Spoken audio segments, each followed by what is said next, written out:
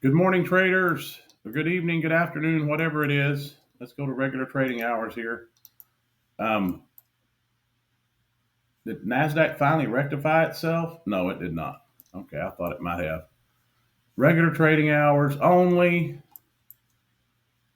This I've been just experimenting with this. I'm going to mark it out. First breaker of the day.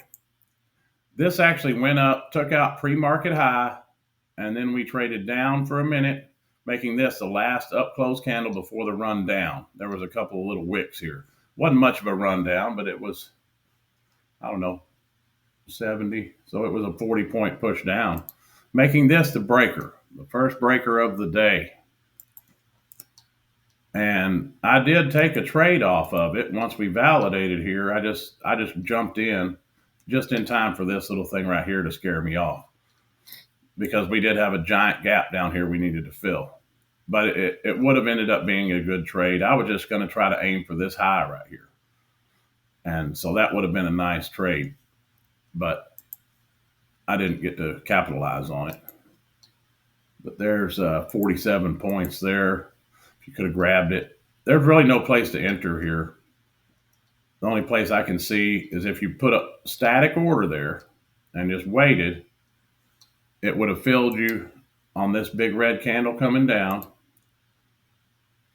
Stop below the breaker would have been 30-point stop. So that would have only been a couple of micros max there for me.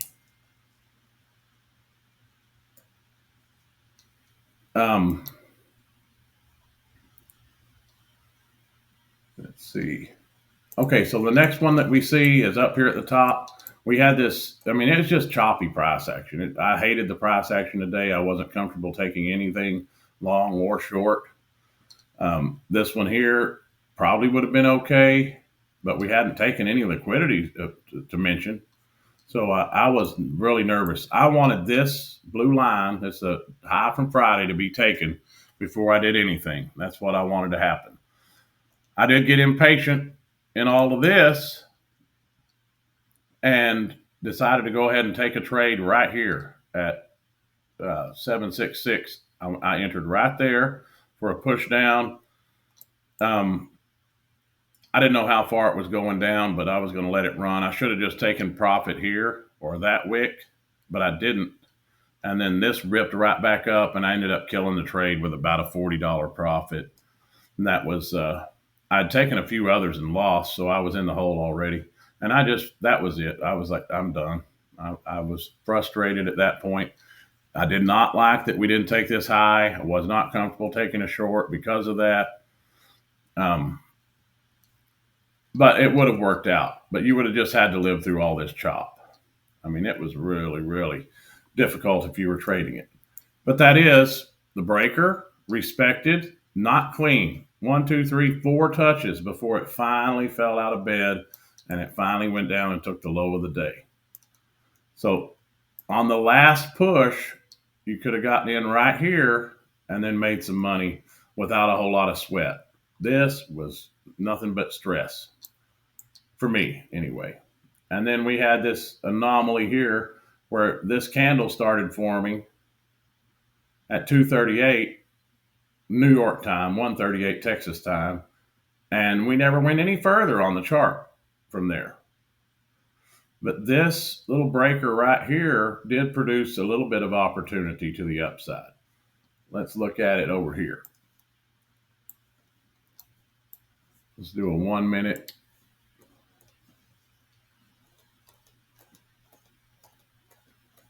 Okay, so we came down here, we swept the low of the day, and it created a breaker right there. On the NQ chart, it doesn't, on the MNQ chart, it doesn't show these wicks coming all the way down to fill you. But on the NQ chart, it does show it. You can see them right here. I believe that one would have filled you at a tick above the high of that. That one would have filled you. You just aim for that high right there. And I think that's a 20-point run. Filled there, go to there. Yeah, 21 points you could have grabbed there. Those are the only two I saw today, but in both cases, a breaker was respected, fair value gap was present, and it's just very, very difficult trading time. We have rollover coming up in seven 6 business days on the 17th, I think. Or no, the 19th is rollover. Fed rate decision is on the 17th.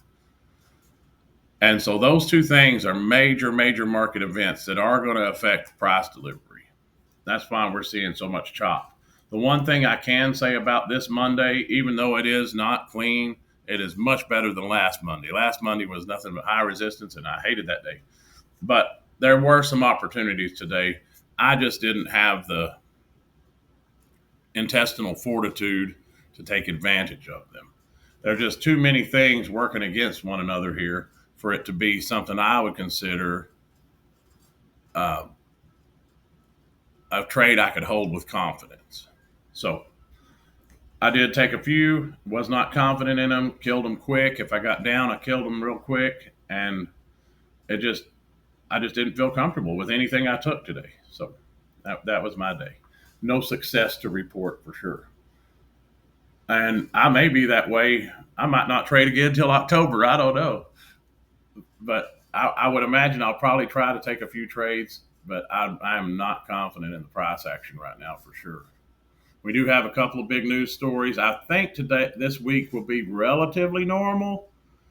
Nothing's tomorrow, but starting on Wednesday, we do start having CPI, PPI. We could see some relatively normal highs getting taken and lows getting taken, and a nice reversal pattern there. But right now, we're not seeing that. So that's it for me today. If you like the video, like the video. And if you haven't subscribed already, do so. I'll talk to y'all next time.